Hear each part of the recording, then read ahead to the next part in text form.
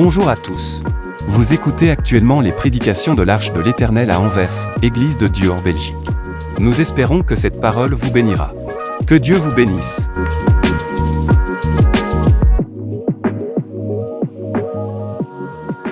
Bien-aimés aux uns comme aux autres, je prie que Dieu vous bénisse tous.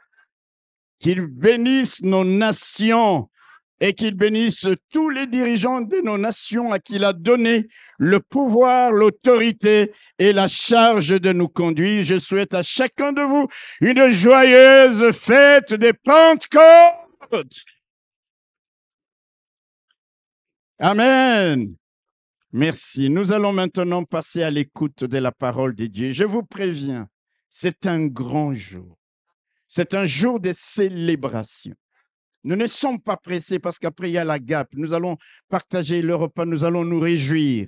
Alors, bien-aimés frères et sœurs, même si un tout petit peu notre esprit est dans ce qui va se passer l'après-midi, essayons de nous concentrer par rapport à ces instants que nous allons passer ici. 1 Samuel chapitre 10. 1 Samuel chapitre 10.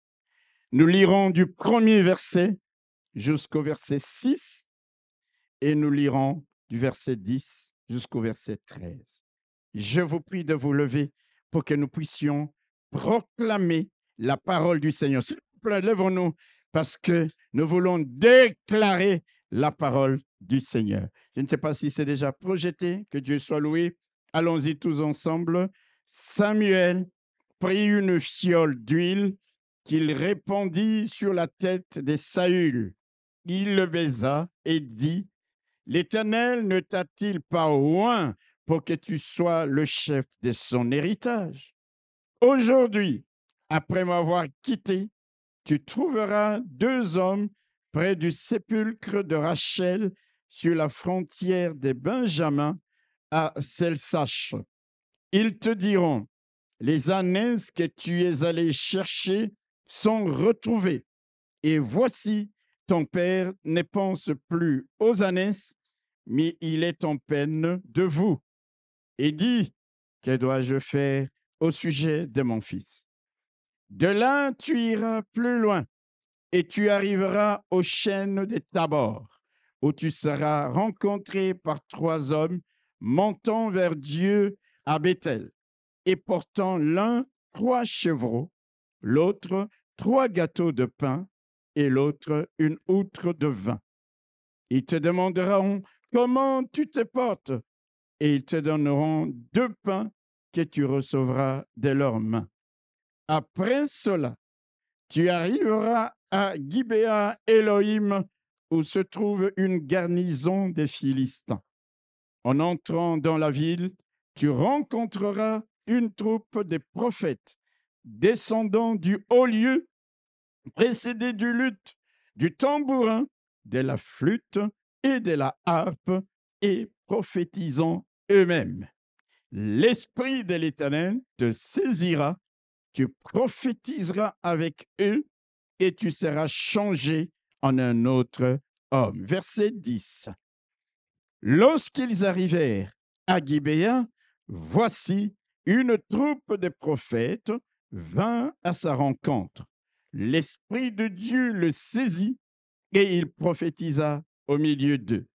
Tous ceux qu'il avait connus auparavant virent qu'il prophétisait avec les prophètes et l'on se disait l'un à l'autre dans le peuple, est-il arrivé au fils de Kis?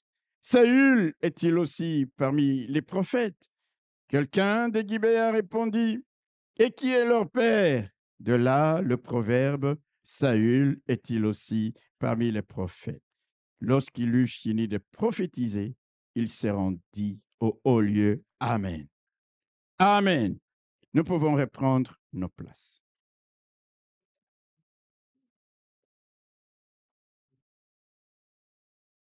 Alléluia.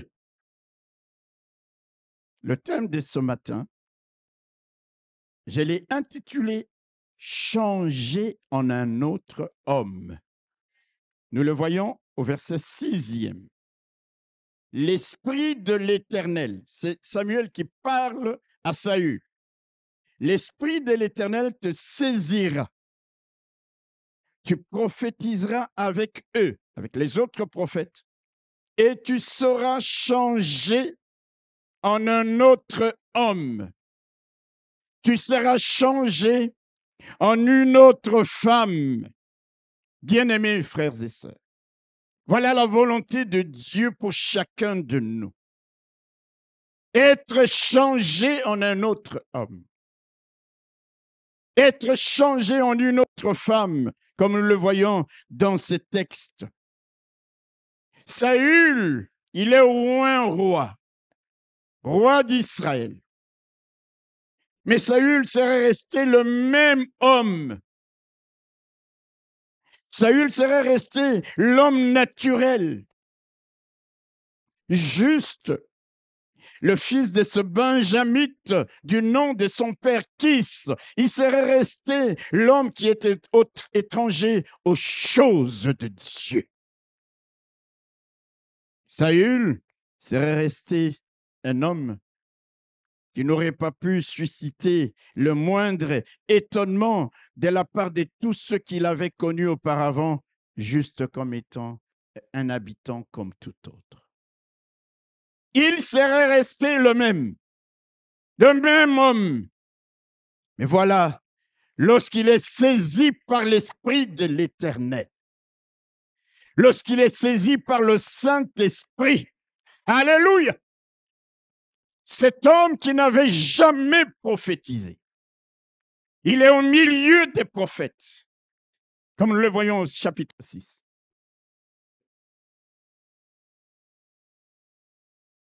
Tu rencontreras une troupe de prophètes descendant du haut lieu, précédés du luth, du tambourin, de la flûte et de la harpe, et prophétisant eux-mêmes.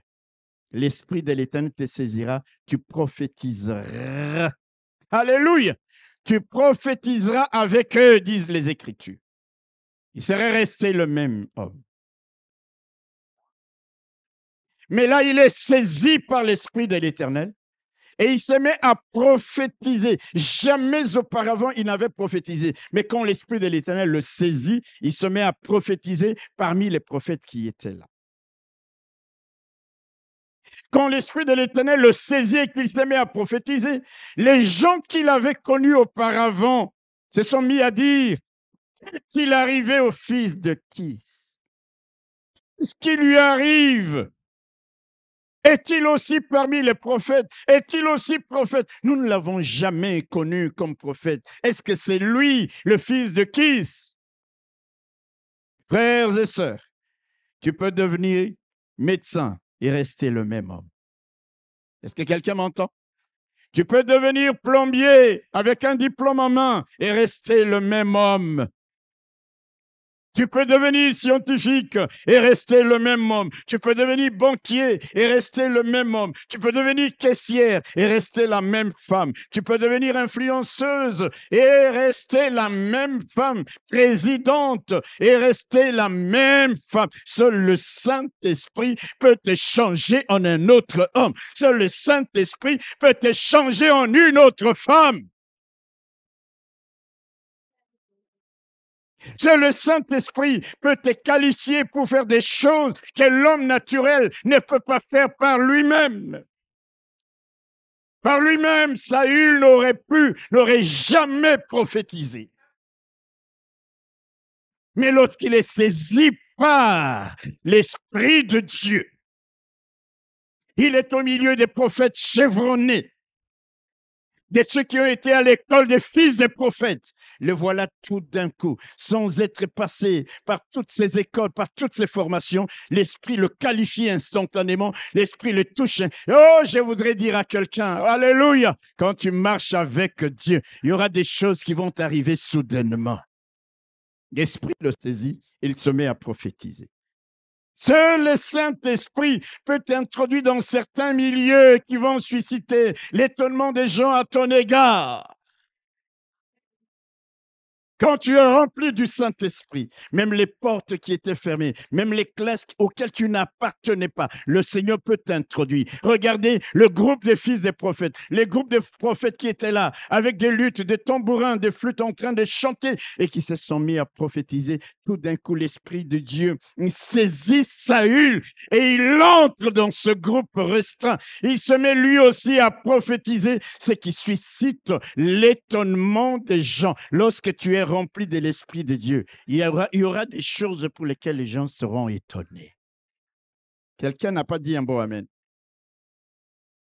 C'est pour cette raison que l'apôtre Paul a raison de dire, soyez remplis de l'Esprit, soyez continuellement en train d'être remplis de l'Esprit, pas être remplis de jalousie, pas être remplis de méchanceté, pas être remplis d'alcool, pas être remplis d'amertume dans le cœur. Mais lorsque nous sommes remplis de l'Esprit de Dieu, regardez ce qui est arrivé à Saül. Les portes de l'école des fils des prophètes s'ouvrent pour lui. Et là, cet homme qui était aussi simple et naturel, les gens le regardent et disent, est-ce que c'est réellement le fils de Kis? Nous ne l'avons jamais connu en train de prophétiser. Bien-aimés frères et sœurs, l'apôtre a raison de dire, soyez remplis de l'Esprit. Alléluia! Alléluia! Sans l'Esprit de Dieu, nous sommes incapables d'accomplir les bonnes œuvres que Dieu a préparées d'avance afin que nous les pratiquions. Sans le Saint-Esprit, nous sommes incapables d'accomplir des choses par la puissance de l'Esprit de Dieu, des choses qui vont étonner les gens. Sans le Saint-Esprit, nous sommes incapables de connaître les choses de l'Esprit que Dieu nous a données par sa grâce. Car, écoutez-moi bien, lorsqu'on est rempli de l'Esprit de Dieu, c'est l'Esprit de quoi? De sagesse et d'intelligence. C'est pourquoi, mon frère, ma sœur, quand nous avons l'Esprit de Dieu. Alléluia. Il y a un médecin qui a l'Esprit de Dieu et un médecin qui a l'Esprit de Dieu. Il y aura toujours une différence. Parce que le médecin qui n'est pas rempli de l'Esprit de Dieu, qui est étranger aux choses de Dieu, à un moment donné, il peut dire, je ne sais plus quoi faire. Je t'ai donné tous les traitements possibles, rien n'a pu marcher. Mais celui qui a l'Esprit de Dieu sait que lorsque la science s'arrête, lorsque la science se limite, lorsque la science devient incapable, il y a quelque chose, il y a quelqu'un qui est au-dessus de la science et qui peut te dire, mais tu peux encore prier. Alléluia! C'est l'esprit de sagesse et d'intelligence. C'est pourquoi un enfant de Dieu ne doit pas être bête. Il est rempli de l'esprit de sagesse, de l'esprit d'intelligence, l'esprit de conseil et de force, l'esprit de connaissance et de crainte de l'Éternel. Ce n'est pas un esprit de timidité, ce n'est pas un esprit de crainte, ce n'est pas un esprit de peur que Dieu nous a donné, mais un esprit de force, un esprit d'amour, un esprit de sagesse, alléluia, qui va faire que lorsque nous sommes remplis de l'Esprit de Dieu, les gens s'étonneront. Ce n'est qu'un gamin, mais d'où lui vient cette sagesse? Ce n'est qu'un enfant, mais comment peut-il donner ce genre de conseils? Mais même s'il est enfant, même s'il est gamin, s'il est rempli de l'esprit de sagesse, il est rempli de l'esprit de conseils, il donnera des choses, il dira des choses qui vont étonner même des grandes personnes. Et il dit, parce que l'esprit, quand l'esprit de Dieu vient, il y a toujours cet effet, l'effet de l'étonnement. Comme à la Pentecôte, lorsqu'ils étaient tous remplis du Saint-Esprit, les gens étaient étonnés. Mais ce ne sont que des Galiléens. Comment se fait-il que nous puissions les entendre parler en arabe, les Mèdes, le Parthes, etc. Ça crée toujours l'étonnement. Parce qu'en ce moment-là, tu deviens un autre homme. Tu es changé en une autre femme. Les choses que tu vas faire ne peuvent qu'étonner les gens. Considérez, je vous donne l'exemple de Samson. Alléluia. Considérez Samson. Quand nous lisons les livres de Juges, au chapitre 14, aidez-moi à prêcher la parole. Juges, chapitre 14, le verset 5 à 6. Samson descendit avec son père et sa mère à Timna. Lorsqu'ils arrivèrent aux vignes de Timna, voici un jeune lion rugissant vint à sa rencontre. L'Esprit de l'Éternel saisit Samson, et sans avoir rien à la main, Samson déchira les lions comme on déchire un chevreau. Il ne dit point à son père et à sa mère ce qu'il avait fait. Est-ce que quelqu'un saisit ça? Ils arrivent à Timna. Ses parents l'avaient déjà précédé. Samson. Et là, il y a un jeune lion qui vient au-devant de lui, certainement affamé, pour en faire sa proie. Et la Bible nous dit que là, sur les champs, l'Esprit de Dieu saisit Samson. Alléluia! S'il n'était resté que le même homme sans l'Esprit de Dieu, le lion l'aurait dévoré. Mais là, il est saisi par l'Esprit de Dieu. Alléluia! Et c'est lui qui va au-devant du lion, il prend le lion, il le déchire comme un chevreau, parce que saisi. Bien-aimés frères et sœurs, je vais encore le dire, si l'Esprit de l'Éternel ne l'avait pas saisi, il aurait été dévoré par les lions. Vous êtes d'accord? Mais puisque le Saint-Esprit, l'Esprit de Dieu, était sur lui, les lieux de la mort est devenu les lieux de la victoire.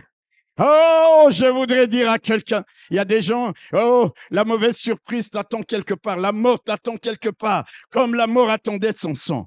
Mais lorsqu'on est rempli de l'Esprit de Dieu, soit le Seigneur va te dévier, soit le Seigneur va te donner la force de vaincre l'esprit de la mort qui s'avance au-devant de toi. Rempli du Saint-Esprit, il court, il prend le lionceau et il le déchire. La mort avait changé de camp. La mort aurait été la mort de Samson.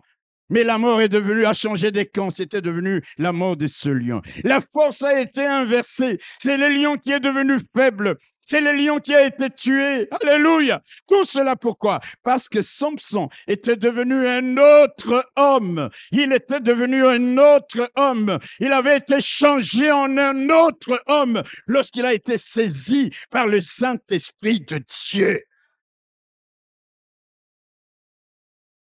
Chrétiens, soyons remplis du Saint-Esprit.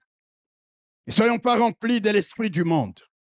Ne soyons pas, l'esprit du monde ne va pas nous donner la victoire devant nos ennemis. Mais le Saint-Esprit nous qualifiera. Alléluia. Le Saint-Esprit nous introduira dans des cercles fermés. Le Saint-Esprit nous changera pour que nous devenions d'autres personnes, un autre homme, une autre femme. Alléluia. Considérez l'apôtre Pierre. Un jour, le Seigneur lui dit, avant que le coq ne chante, tu me renieras 3 fois. Il dit, moi, tous les autres peuvent te renier. Tous les autres peuvent t'abandonner. Mais moi, si je dois mourir pour toi, j'irai jusqu'à la mort. C'est quelqu'un qui parle du fond de son cœur. Ce n'est pas des paroles en l'air. Mais nous savons qu'avant que le coq ne chante, il a renié son sauveur par 3 fois, n'est-ce pas? Devant des petites femmes, devant des gens. Monsieur, tu étais avec lui. Dis-moi, madame, mais qu'est-ce que c'est que ça? Je ne le connais pas. Il dit même ta manière de parler démontre que tu étais avec lui. Il dit, je ne sais pas de quoi tu parles. Il renie le Seigneur. Le Seigneur meurt. Alléluia. Et puis là, les disciples, par peur qu'ils avaient des Juifs, ils montent dans une chambre haute et ils se barricadent. Ils s'enferment pour ne pas être repérés. La chasse à l'homme était peut-être lancée. Ils s'enferment. Et ils se mettent à prier, et à prier, et à prier. Et la Bible nous dit qu'au jour de la Pentecôte, alléluia, il y eut un bruit.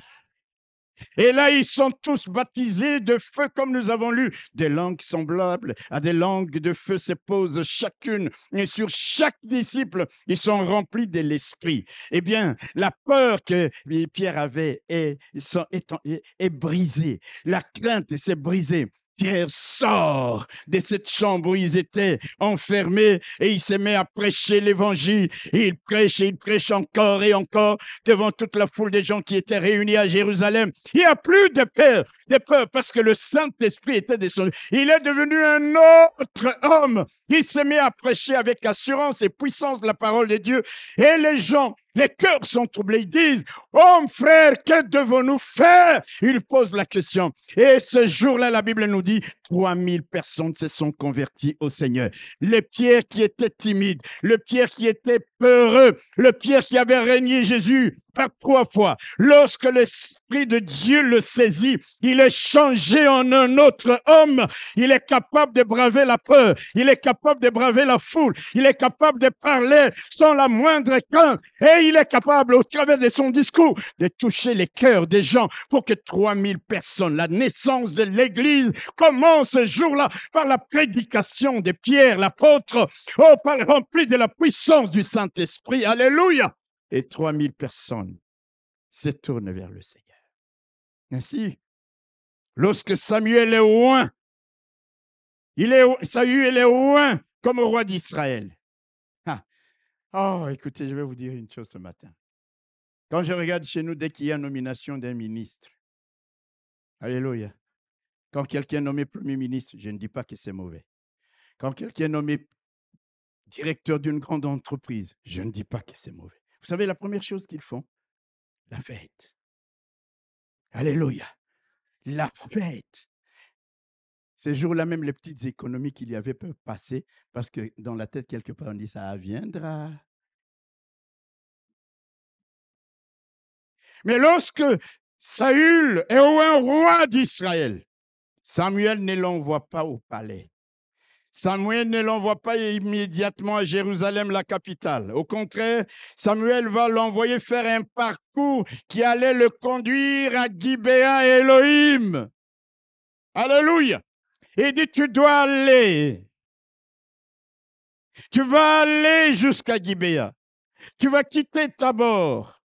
Quand tu arriveras à Gibéa, là tu rencontreras un groupe de prophètes en train de prophétiser. Alléluia.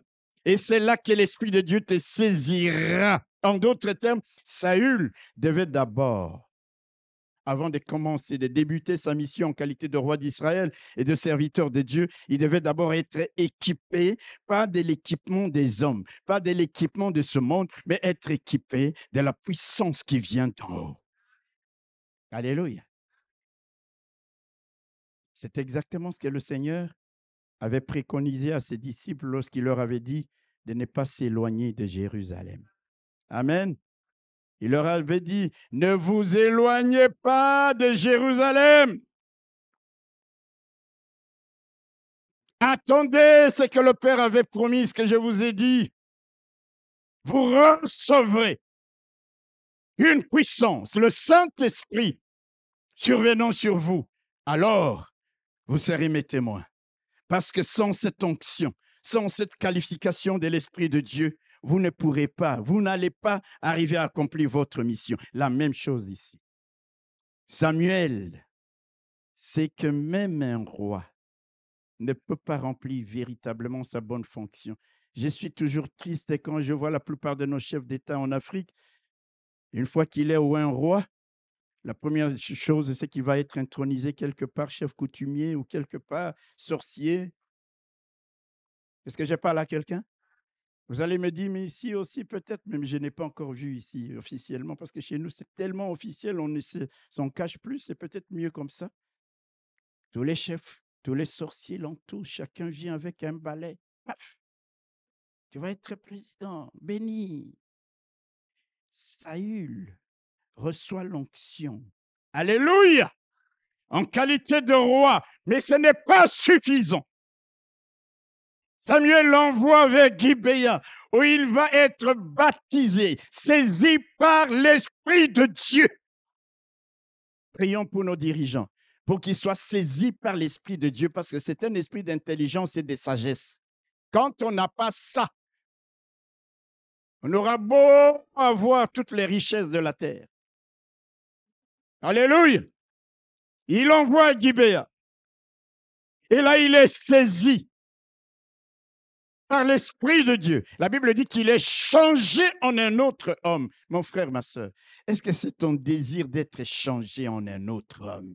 Il y a des moments où tu dois te dire, je suis fatigué d'être la même personne, incapable, toujours en train d'échouer, toujours en train de tourner en rond. Esprit de Dieu, remplis-moi, parce que l'Esprit brise le joug, l'Esprit va ouvrir les portes, l'Esprit va t'emmener au loin, l'Esprit va créer l'étonnement des gens sur ta personne.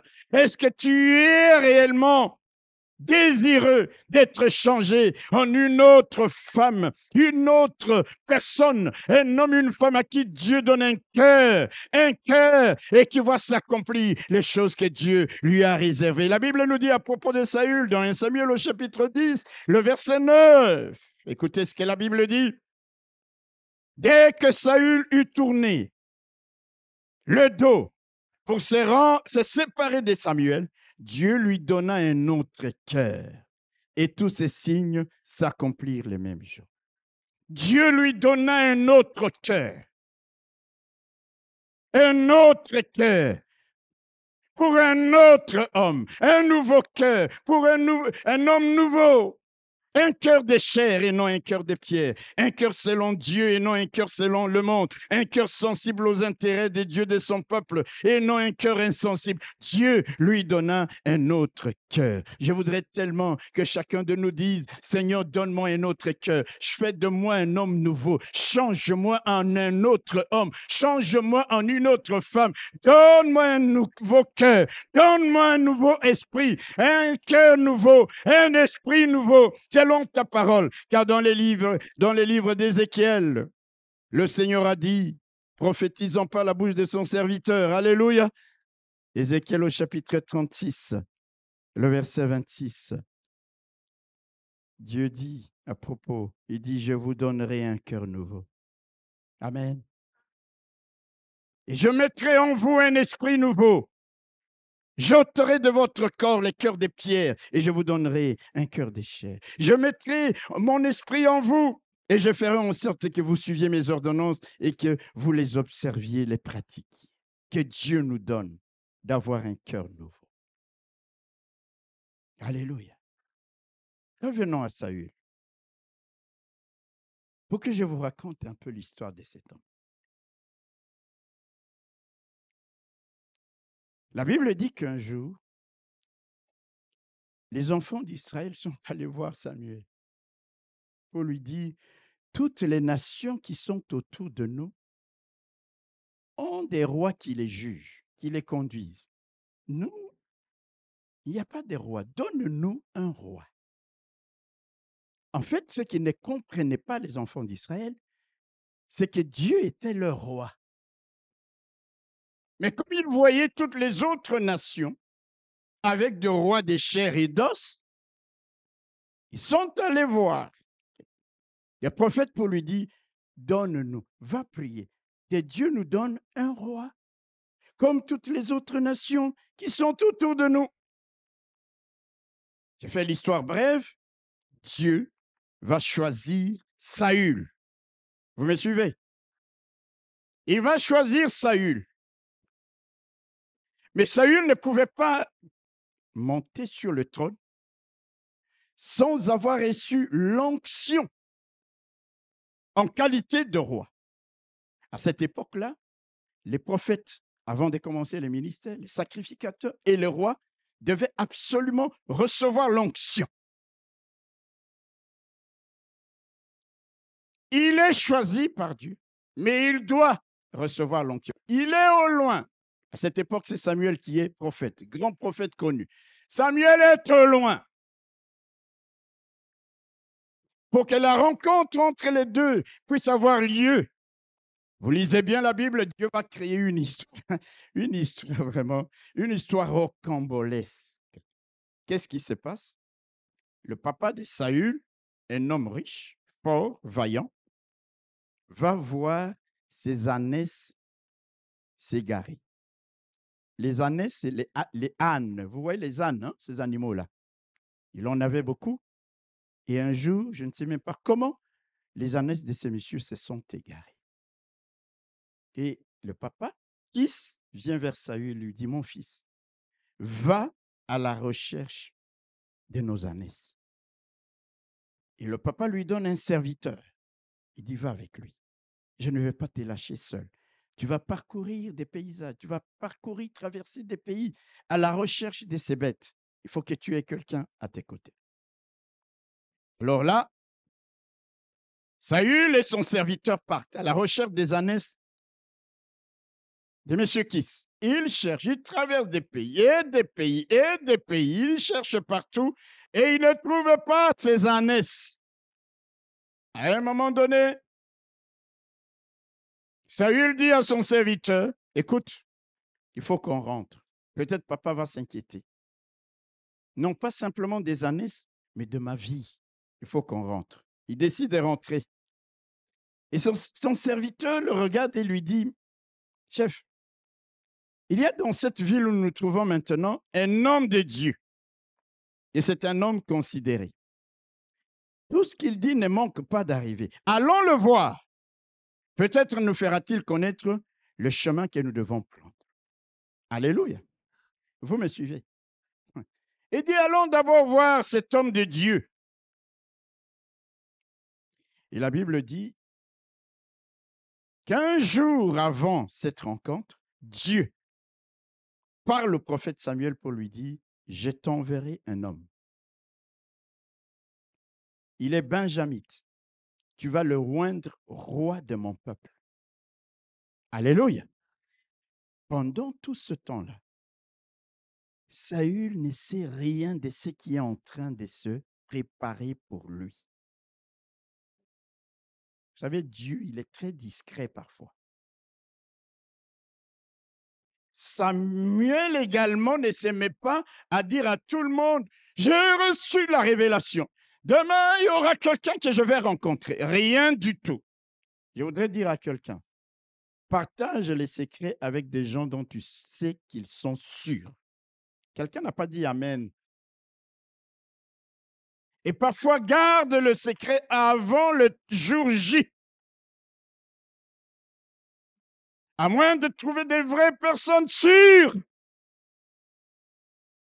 Mais Dieu crée un événement. Le papa va perdre des années qui vont aller vers la ville où se trouvaient les prophètes. Ah, Dieu, il est un chef d'orchestre d'événements. Et là, le serviteur de Saül lui dit, allons d'abord.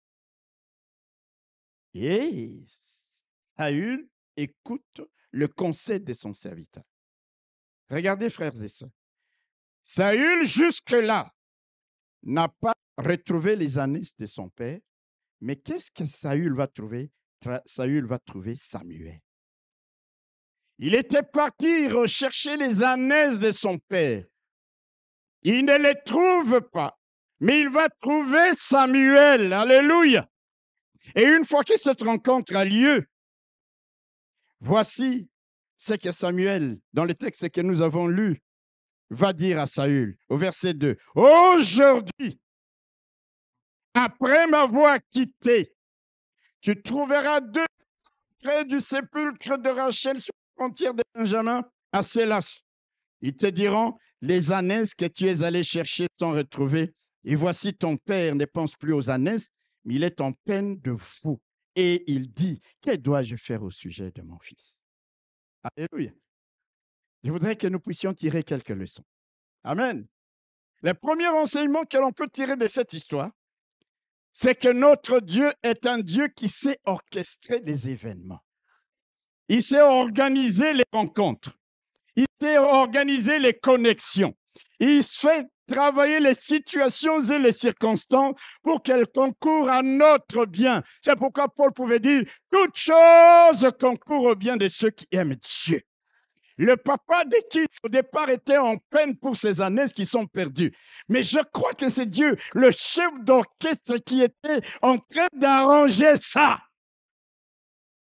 pour que son fils, qui était déjà dans la pensée de Dieu, le roi de son peuple, puisse aller vers Samuel, parce qu'il ne pouvait pas devenir roi tant qu'il n'avait pas encore reçu l'onction de la part d'un serviteur de Dieu. Est-ce que vous voyez comment Dieu a arrangé les choses? Est-ce que quelqu'un comprend? C'est pour ça que je prie que Dieu orchestre la rencontre qui va conduire à ton mariage. Dieu est capable. Vous ne dites pas un bon amen. Je crois que vous n'avez pas saisi ce que je dis. Alléluia. Je ne veux pas m'inquiéter pour ma vie. Je sais que Dieu est capable d'orchestrer pour m'envoyer une personne qui me dira une parole qui va me pousser au loin. Je sais que Dieu est capable d'orchestrer une rencontre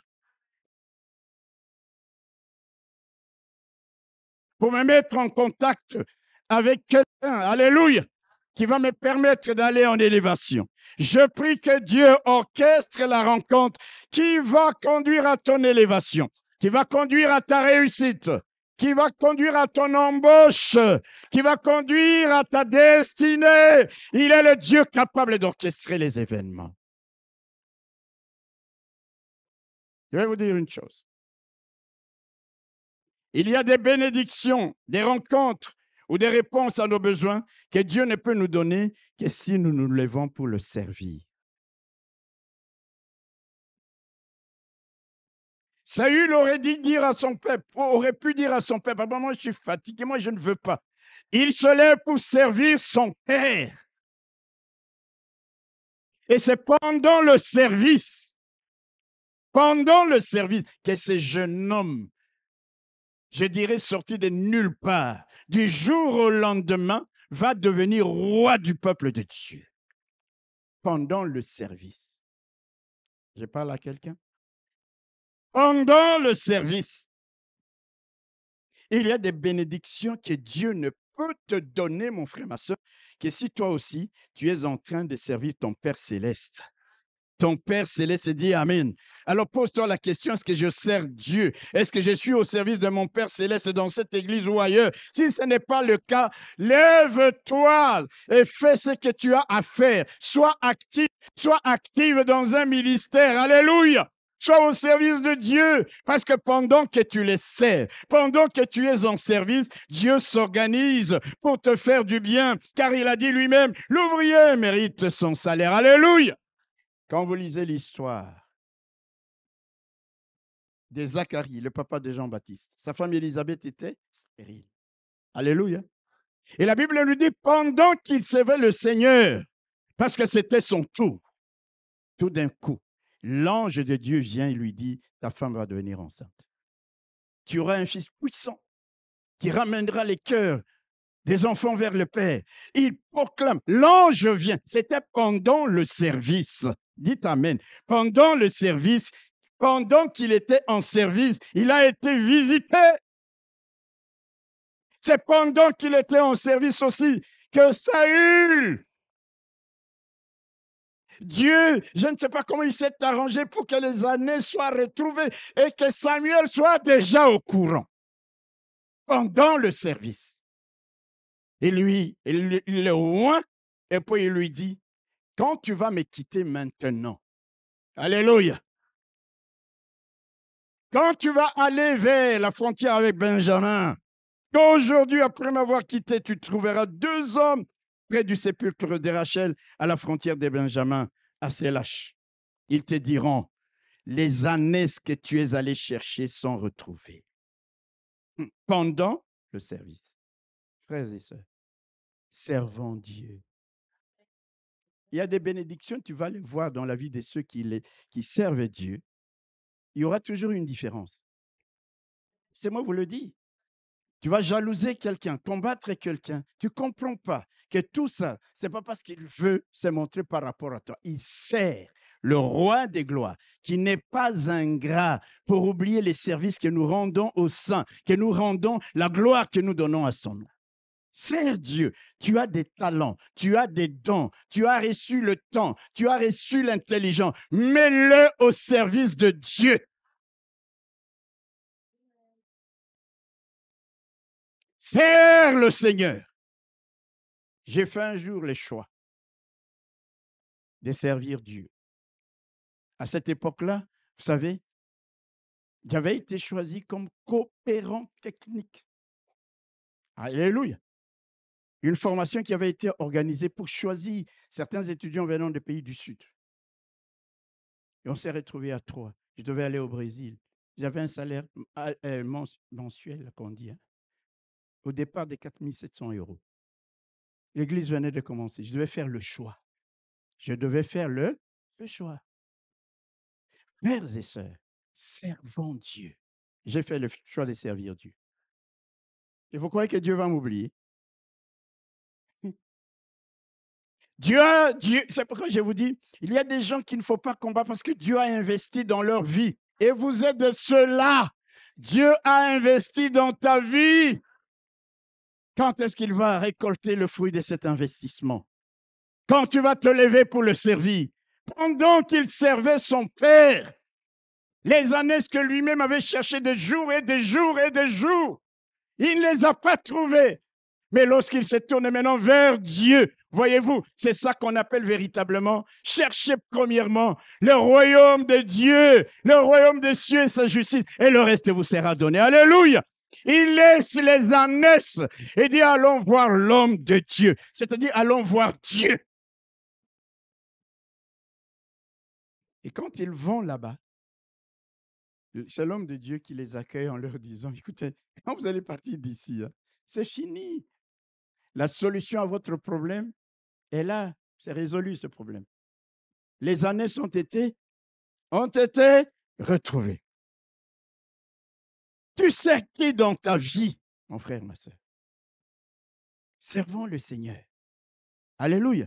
Si tu sers Dieu, il n'oubliera jamais, je le répète, tes actes de piété à l'égard de sa maison. Dieu n'est pas injuste pour oublier ton travail et l'amour que tu montres pour son nom.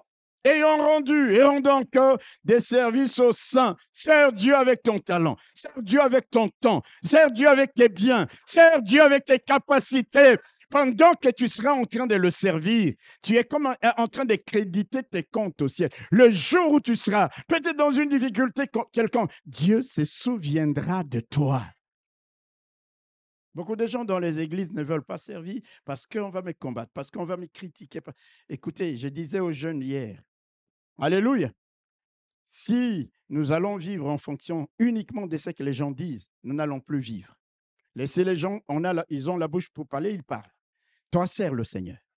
Alléluia. Sers Dieu. Quand les années seront perdues, tu auras beau chercher. Alléluia. Un matin, alors que tu t'es tourné vers le Seigneur, tu es allé vers l'homme de Dieu, tu es allé à l'église, on te dit, les années pour lesquelles tu étais en peine se sont retrouvées. Ton père maintenant dit, non, non, non. Où est mon fils? Qu'il revienne même sans années. Mais les années étaient là. Et je voudrais vous dire une chose. Regardez bien. Saül se dit, on a cherché longtemps, on n'a pas trouvé les ânesses. Rentrons à la maison. N'est-ce pas? Et son serviteur le regarde et lui dit, chef, s'il te plaît, il y a un homme de Dieu ici. Allons le voir. Il pourra nous dire, il est considéré. Ah, j'aime des gens qui voient. Aujourd'hui, beaucoup de gens ne voient dans certains serviteurs que tout ce qui est négatif. J'aime des gens qui peuvent voir, qui ont l'œil pour voir que là, il y a quelque chose. Quelqu'un n'a pas dit un mot, amen. Et puis, Saül écoute le conseil de son serviteur. Le conseil de son serviteur.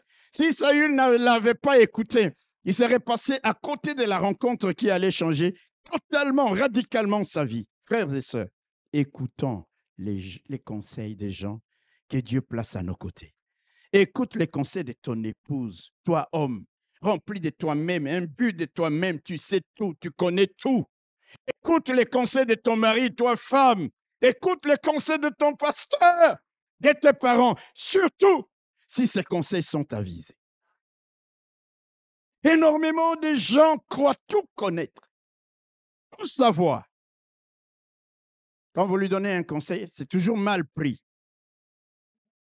Si je fais ce qu'il me conseille, c'est comme si j'étais sous son pouvoir, sous sa domination. Tu te trompes, jeune homme. Tu te trompes, jeune fille. Tu te trompes, monsieur, madame. Nous nous trompons souvent. Ce n'est pas quelqu'un de très important qui avait donné conseil à Saül. Naaman avait la lèpre, n'est-ce pas? Qui lui a dit d'aller à Samarie parce qu'il y a un homme de Dieu qui est là.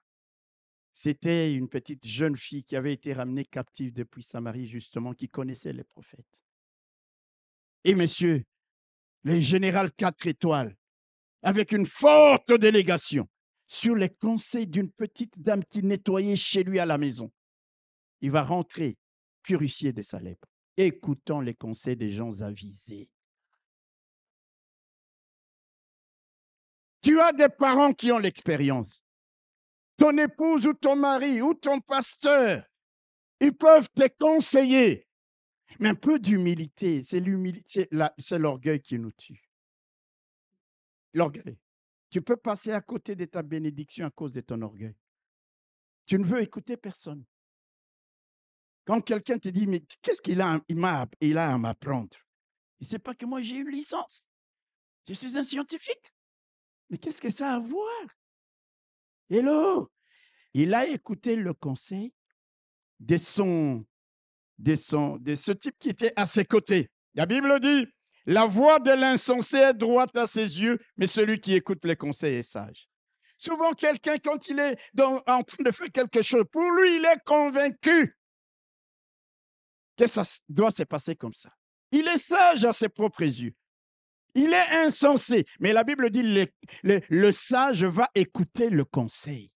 Quand on va te faire asseoir, ce n'est pas pour t'humilier. Ce n'est pas pour te critiquer. C'est quelque chose qui peut te propulser au loin. Écoute les conseils. Je ne dis pas qu'il faut écouter les conseils de n'importe qui, parce qu'il y a des gens qui vont mal te conseiller pour t'induire en erreur. Vous savez qu'il y a des gens dont le cœur est tellement mauvais.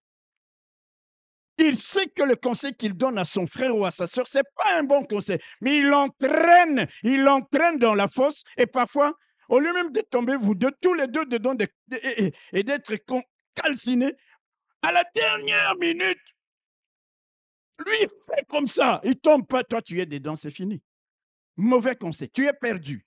Et là où il est, il te regarde au loin, mais c'est trop tard. Frères et sœurs, écoutons les conseils des gens avisés. Quand quelqu'un peut te faire... Je disais aux jeunes hier, je dis, si tu as un ami qui ne te dit pas que tu as tort, fouille-le. Si un ami est là juste pour te flatter dans le sens du poil, ce n'est pas un bon ami, un ami vrai. Quand on est vrai dans une relation d'amitié, on accepte les conseils l'un de l'autre. On s'écoute. On est là disposé à entendre ce que mon ami peut me dire en disant, c'est pas bien ça. Ce que nous faisons là n'est pas bien. Vous vous rappelez des 4 lépreux aux portes de Samarie?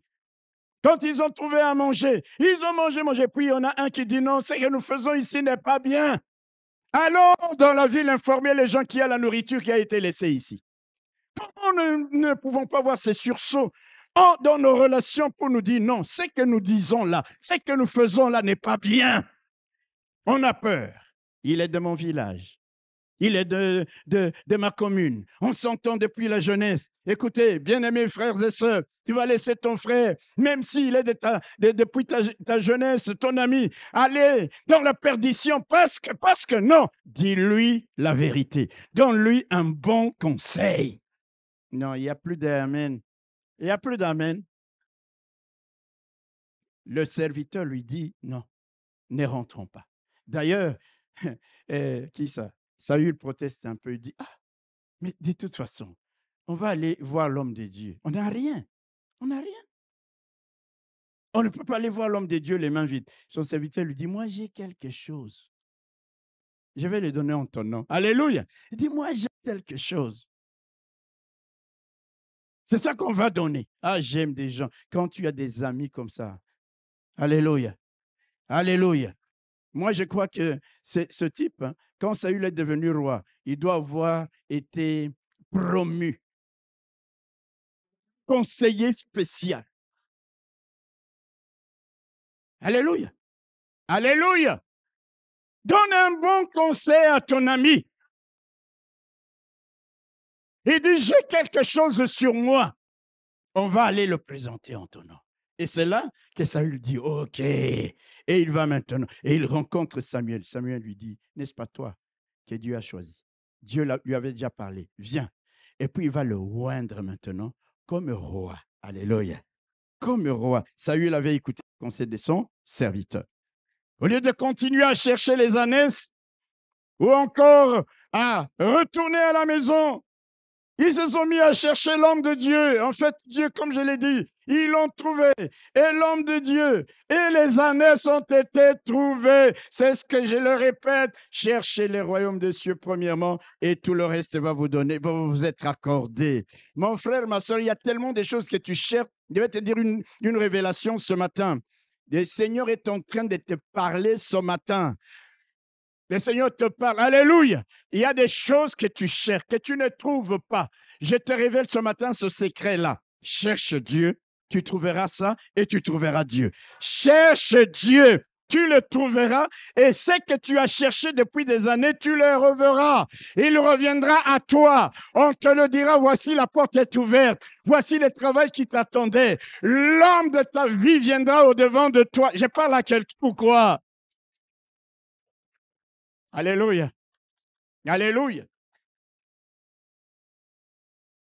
Ils vont chercher l'homme de Dieu. Ce qui est encore merveilleux dans cette histoire, j'aime ça.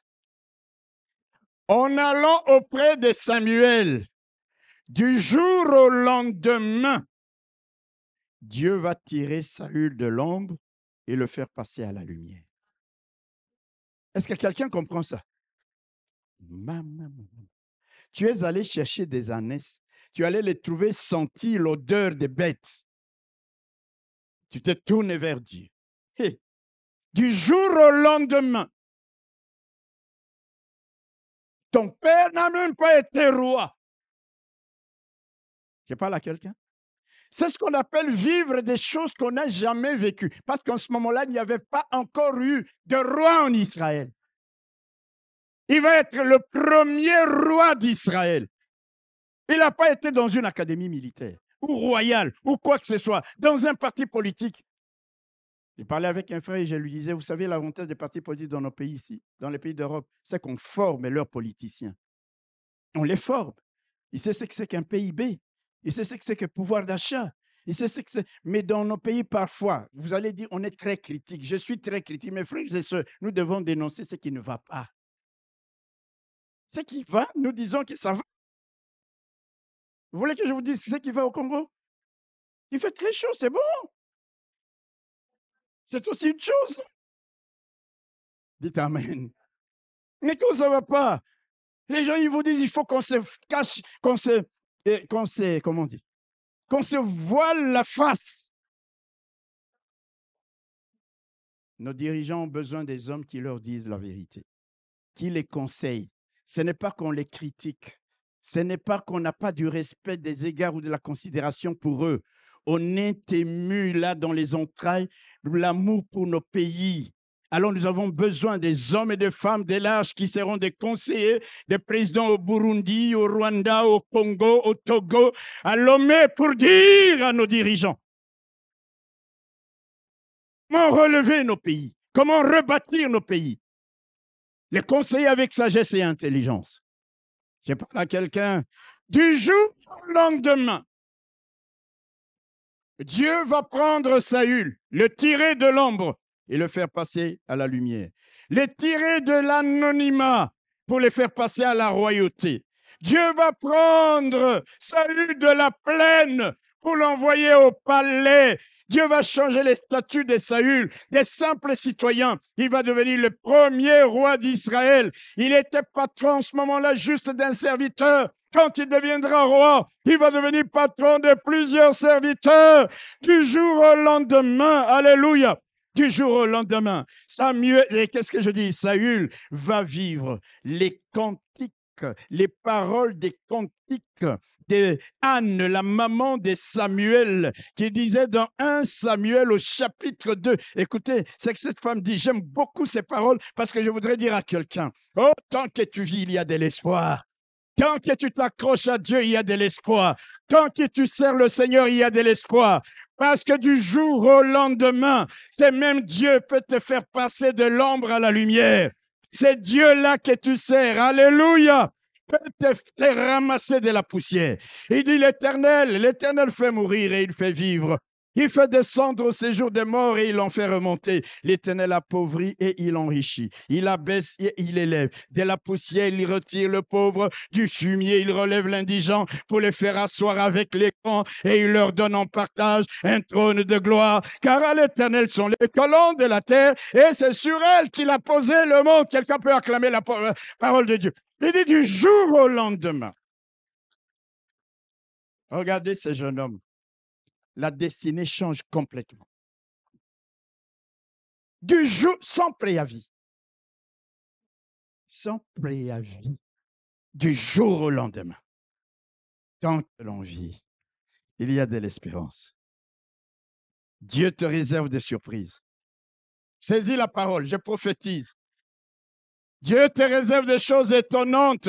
Il te réserve des choses inouïes.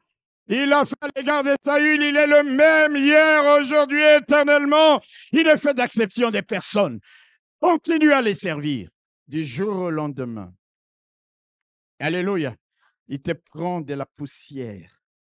Il change ton statut. Tant que tu vis et que tu sers ton Dieu, ta vie peut changer du tout au tout, du jour au lendemain. Ta vie peut prendre l'envol comme les aigles. Ta vie peut connaître l'élévation. Tu peux rebondir miraculeusement, revivre pleinement du jour au lendemain. C'est pourquoi, même quand tu es abattu et que l'esprit, et que ton cœur, tu te dis, je laisse tomber tout, je cesse de prier. Pense à cette parole. Du jour au lendemain.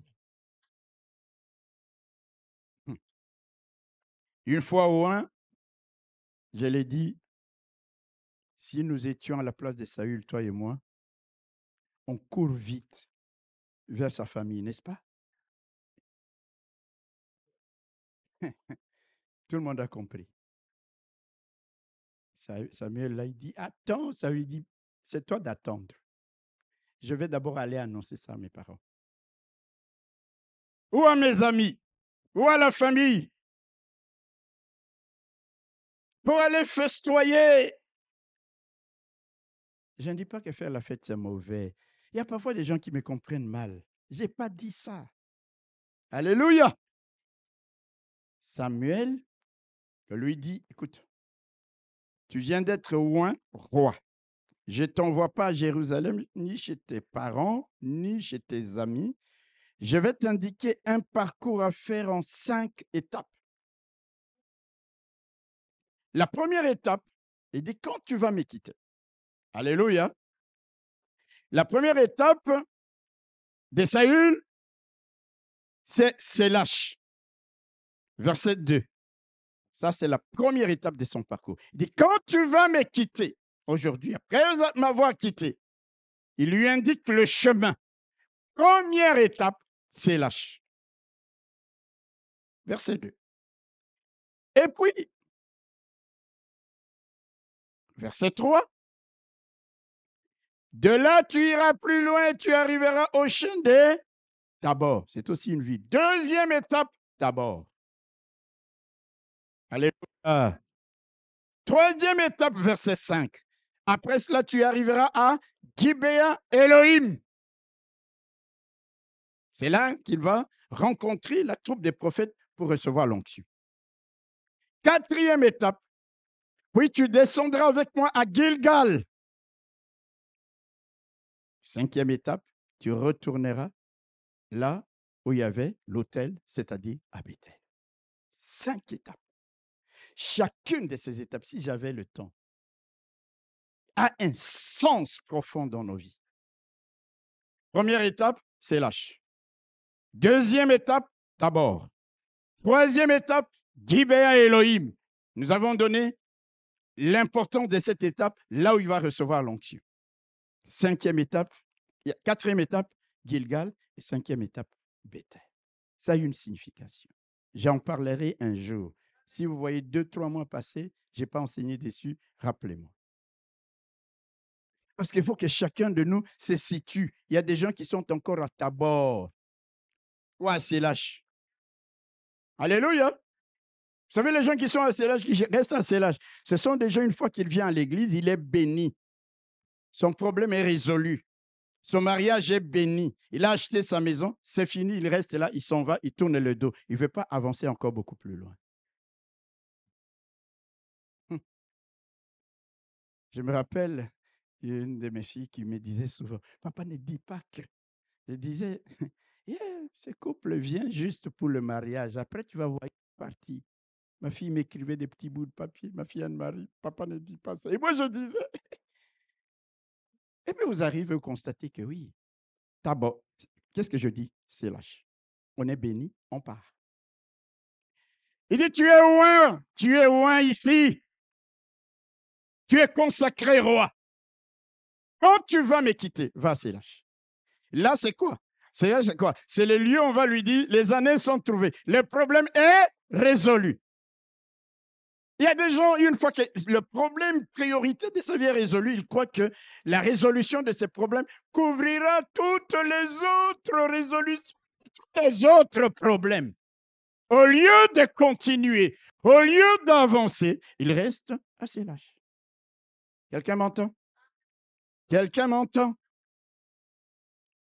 Tu iras. Regardez le verset 3.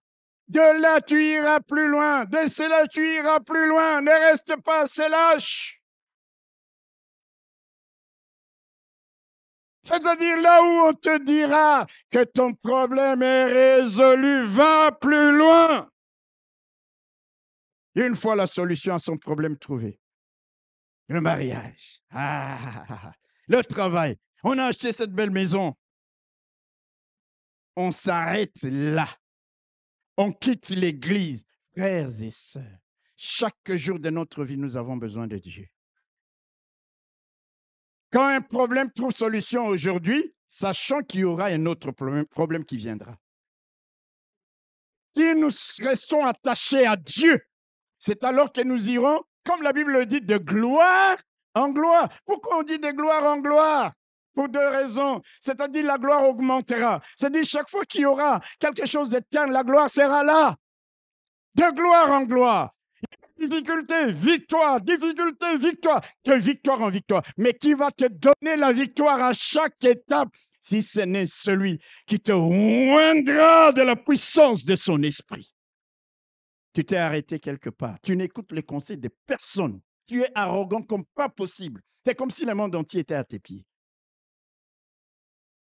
L'orgueil précède la chute. Alléluia. Je parle à nos enfants. Amen. Écoutez les conseils de vos parents. Non, vous n'avez pas dit Amen? Non, je veux les Amen des jeunes gens et des jeunes filles. Écoutez les conseils de vos parents. Dites Amen. Si ces conseils sont avisés. Parce qu'il y a de mauvais conseils parfois de la part des parents. Laissez-moi en parler. C'est ça mon boulot. J'étais appelé à dénoncer. Aujourd'hui, parfois dans les mariages, les beaux-pères ou les belles-mères paternelles, maternelles s'ingèrent tellement dans les foyers des enfants qu'il n'y a que des problèmes. Est-ce que je parle à quelqu'un? Est-ce que je parle à quelqu'un? Vous savez, les gens n'aiment pas la vérité. Mais la Bible dit qu'il n'y a pas d'arme contre la vérité.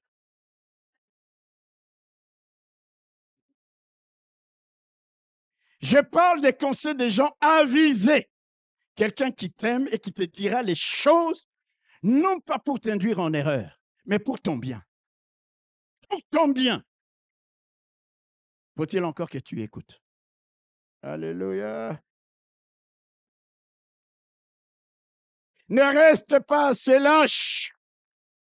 Première étape, c'est lâche. Tabor, Gibéa, Gilgal, Bethel, je reviendrai. Dans 2-3 mois, je n'ai pas enseigné là-dessus. Vous dites, pasteur, c'est quoi? Explique-moi, parce que je ne sais pas à quelle étape tu te trouves. Ça a été une boucle dans la vie de Saül, parce que quand il a rencontré, il a rencontré Samuel, c'était à Bethel, et puis il l'envoie à Sélach, il l'envoie à Tabor, il l'envoie à Gibéa, il l'envoie à Gilgal. Il dit, tu vas me retrouver pour que nous allions à la maison de l'Éternel, là où il y avait l'autel. Une fois que tu es béni, il y a une solution à ton problème. Tu restes à Sélach. C'est ce que nous faisons souvent, je l'ai dit. On reste à Sélach. On est là, fête sur fête, jour après jour, alléluia. Et puis tout d'un coup, une tuile qui tombe là, boum, on ne comprend plus rien. C'est en ce moment-là qu'on commence à dire, Seigneur, Seigneur. Et Dieu te dit, si tu étais déjà à Tabor, cette tuile-là, dans le vide, avance. Avance, alléluia. Si tu t'es arrêté à Sélach, reprends ton chemin. Va plus loin. Va plus loin dans la connaissance de Dieu. Va plus loin dans la vie de prière. Va plus loin dans la méditation de la parole de Dieu. Va plus loin dans ta manière de servir Dieu, d'honorer Dieu. avec tes biens, ton temps, tes talents. Vous savez, même pour faire la pêche miraculeuse, Jésus a dit à ses disciples, avancez! Avancez en pleine eau et là, jetez vos filets. Ne restez pas au bord du rivage. Avancez, allez encore plus loin. L'évangile, je crois, de Marc nous montre Jésus, au moment où il est en train de recruter ses disciples. Vous savez, quand il a recruté Jean et Jacques, son frère, la Bible dit, le Seigneur étant allé plus loin, il trouva Jacques et Jean, son frère. Étant allé plus loin, lorsque tu restes au même endroit, tu as été béni de ça, mais les bénédictions qui sont un peu plus loin de toi, tu ne les auras pas parce que tu restes à la même place. Saül reçoit l'onction. Alléluia. Alléluia. Et puis là, Samuel lui dit, maintenant, tu vas me quitter, mais tu ne vas pas dans ta famille. Ce n'est pas pour aller fêter. Tu vas aller d'abord à Sélach. Là, on te dira, ton problème est résolu. Après, tu iras où ça? Un peu plus loin.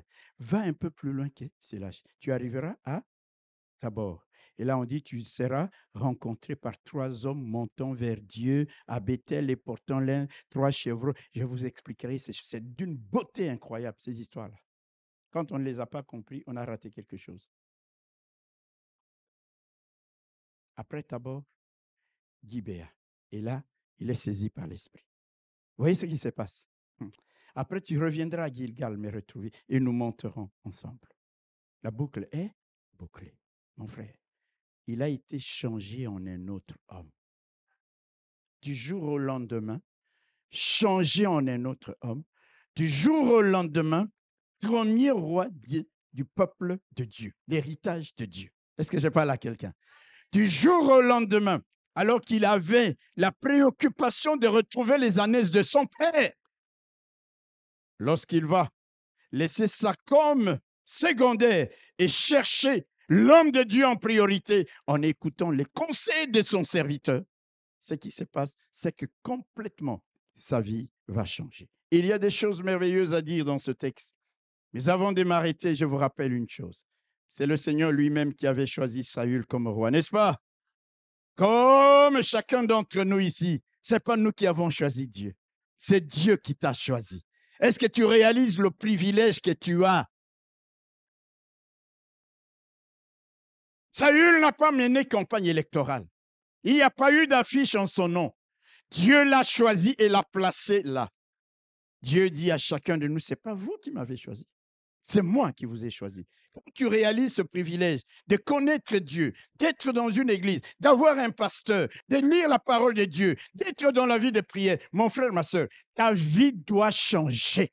C'est-à-dire la vie de l'église, ce n'est plus un jeu pour toi. Je réalise le privilège que Dieu m'a fait. Combien de gens sont décédés avec la période de Covid? Et chaque fois que je me réfère à ça, je loue le Seigneur. Alléluia. Alléluia. Vous savez qu'il y a des gens, pendant cette période-là, qui ne pensaient pas. Quand quelqu'un d'autre avait le Covid, ils disaient, ah oui, tu sais,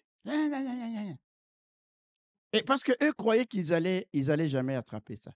Et puis du jour au lendemain, ils commencent par... Et tout d'un coup, c'est parti. Alléluia. Alléluia. Un jour, je rencontre un pasteur dans la ville qui me dit, ah, Bishop, c'est terrible. Je te vois, tu es là. J'ai dit, oui, je suis là. Il dit, mais nous, on nous a dit que tu étais mourant. Tu as le Covid. Dans une réunion, ils avaient fait des pasteurs. J'ai dit, OK. C'est comme ça, restez dans vos coins, dans vos réunions. Au lieu de prier alors pour votre frère qui est malade. Alléluia. Le cœur de l'homme est mauvais. Mauvais. Prie quand tu entends que ton frère est malade. Mais qu'est-ce que tu fais? Je vais vous dire, mes bien-aimés frères et sœurs, moi, quand j'entends une chose pareille, même si tu ne m'aimes pas, je prierai pour toi. Je ne voudrais pas un jour que le Seigneur dise, tu as appris, tu as entendu cette nouvelle, ce n'était pas pour rien, qu'est-ce que tu as fait? Non, je vais prier sincèrement. Sincèrement. Alléluia. Mais il y a d'autres, s'il apprend Et tu es malade. C'est fini. Hein? C'est le monde entier. Oh, Covid. Hein? Covid long. Pasteur, Covid long. C'est comme ça qu'un jour, je rencontre, je vois quelqu'un qui vient me voir, il dit, qui m'appelle. Tu es où? Je dis, je suis à la maison. Il dit, oh, oh. Il était dans un, si c'est un café où il passait, un ami l'a rencontré, il dit, est-ce que tu connais, est-ce que tu sais, tu connais la nouvelle? Le pasteur de l'Arche est mort. Il est décédé. Alléluia. Et il lui dit ça. Alléluia. Et il disait ça qui a mon fils. Mon fils appelle là en 14. Il dit, mais moi, j'ai laissé papa à la maison. Donc, le peu de temps ici, je sors, il est mort. Il m'appelle, je dis, oui, monsieur, ça va? Il dit, oui, mes frères et sœurs, comment tu peux parler de la mort de quelqu'un comme ça? Le cœur de l'homme. Mais lorsque l'Esprit de Dieu est sur quelqu'un, tu n'annuleras pas la grâce de Dieu sur sa vie. Lorsque l'Esprit de Dieu est sur quelqu'un, est-ce que je parle à quelqu'un ce matin? C'est Dieu qui l'a choisi. Il a choisi Saül. Il l'a oint. Il a consacré roi d'Israël. Il a été saisi par l'Esprit de Dieu. Il est devenu un prophète comme les grands prophètes.